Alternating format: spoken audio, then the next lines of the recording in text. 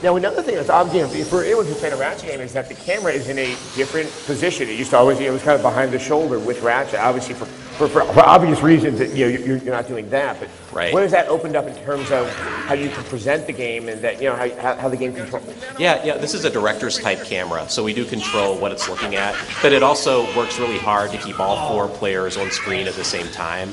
And this is something we've talked about for a long time. We love the ability to kind of frame the action in a specific way, and it lets us create really cinematic visuals that kind of lead right into the story moment without any kind of pause whatsoever.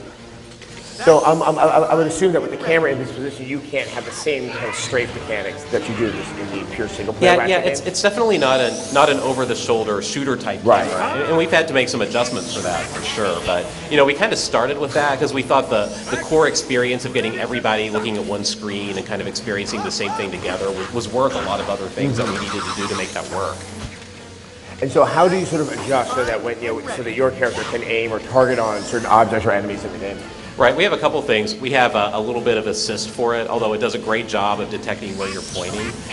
We also give you a lock on, so you can lock and strafe when you need to do that.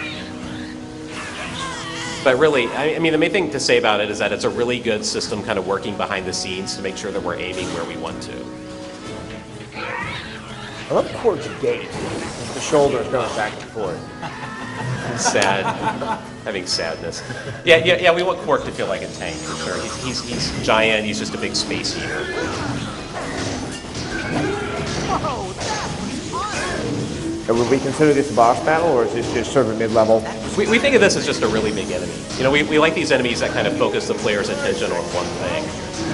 I think this actually is a good moment to kind of see, like, we are dealing with a variety of weapons as we would get in any type of Ratchet game. It's the idea that with all 4 players, you would all use the same one at the same time.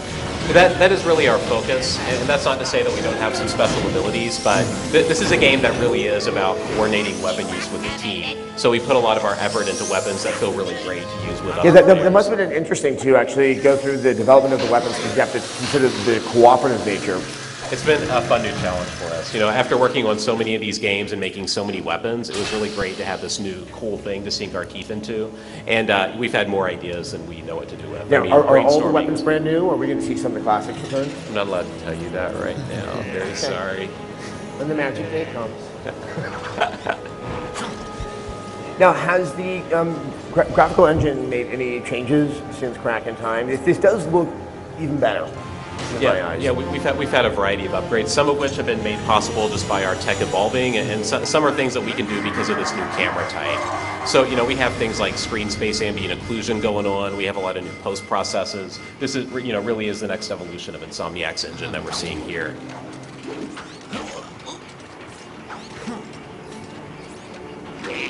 See, there's a lot of cooperation that seems to be required after this sequence. Yeah, we frequently die here, even still.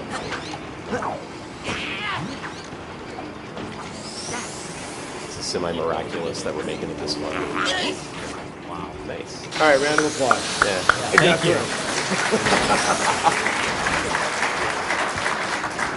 you. You guys finally figured out how to play. Though Chad probably died more than that than the rest of us combined. So obviously, if the bolts are still in the game, then obviously the currency that's run all of the Ratchet games is still there. What are you using the bolts on? Are you still buying weapons with them? Yeah, I mean, they're still the foundation of the economy. So think weapons, upgrades, other cool things. Oh, sorry. Thanks. I believe we're all clear. Sorry. Ready? I'm ready. TJ, any idea how many of these just aimed? Oh, it's about to happen. It's my favorite part. We love elevators.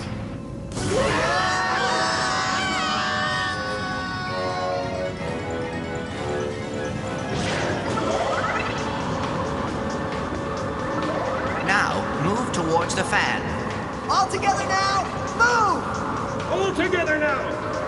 Yeah, this thing's called the wind turbine for obvious reasons. Every time we tweak this a little bit, we think that's something that people can do, and then we practice it over and over, and we still have some trouble with it. It's really quite tough to coordinate even this.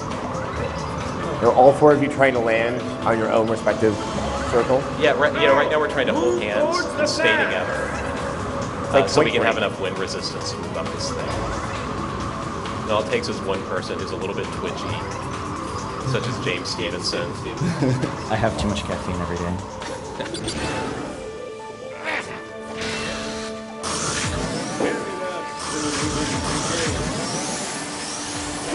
TJ, I was going to ask you, do you have any idea how much of those little just kind of one-liners they're saying during the game you have written or will be writing over the course of development? I would venture to say that it will be well over 2,000. Wow. A crack in time, we had, I want to say I wrote 10,000 lines, and I think that this one will have probably, maybe not that much, but definitely a lot. Do you set a goal for yourself, like, today I'll write 1,000 lines of dialogue? No, I don't set a goal. I just sort of, I work with the designers to find out exactly what's going on at that level, and I just, keep writing and writing, then we record, see what works, and then drop it in, and then, cut what doesn't, and it's a pretty iterative process, but the result is pretty cool, because it gives all these characters heart and personality. Now, what are the added challenges, since you can play with 1, 2, 3, or 4 characters for you to kind of write the story, so it all kind of ties together, no matter how many people are playing? Yeah, sure. Well, the biggest challenge is that since, like Chad was saying, there could be any combination of players on, trying to find, write different kinds of conversations depending on which characters are going to be on screen. Like, we know that we want Qwark and Nefarious, they've got to bicker. Clank and Ratchet should be working together. Ratchet's the leader, so if he's around, he should be leading everything. So it's definitely just writing like a lot of different versions of a lot of different situations, just to make sure that people can still get that personality regardless of who they're playing with.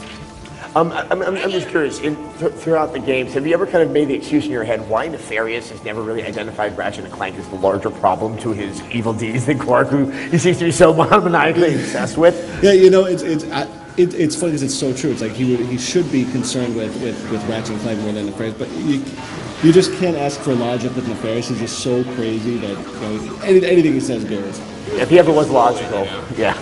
And plus, Qwark was his bully back in high school, so he's always got a spot in his heart to hate Qwark. So I think we had chat for a second. Also, you guys are all playing this here together, but you could also be playing this online and it's drop in, drop out co-op. Yes.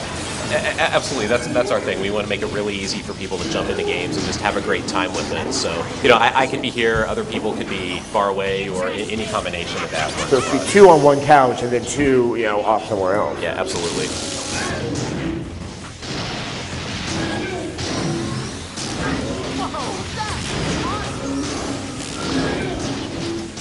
Now, in terms of weapon switching in the game, we've always been so accustomed to just hitting that triangle button, game pauses for a second, you select. I don't see how that can be done in the course of a co-op game. So how's that going to be implemented? That's one of those things that we have to look at and streamline a little bit. It's true that you don't want to wait for your friend while they're selecting a weapon or while they're at a vendor. So we've done a lot to streamline those things. But, at the same time, we realize that those things are kind of a crucial part of the DNA of the series, so we have to account for them as well. And you're still tinkering around with ideas. Yeah, absolutely. So that is the first world exclusive public demo of Ratchet and Clank All for One.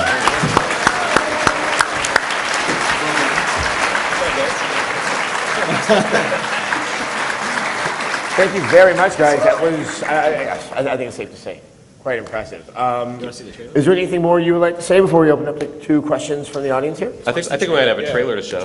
Oh, there's a trailer. Yeah. Oh, look at that. A double treat. Trailer.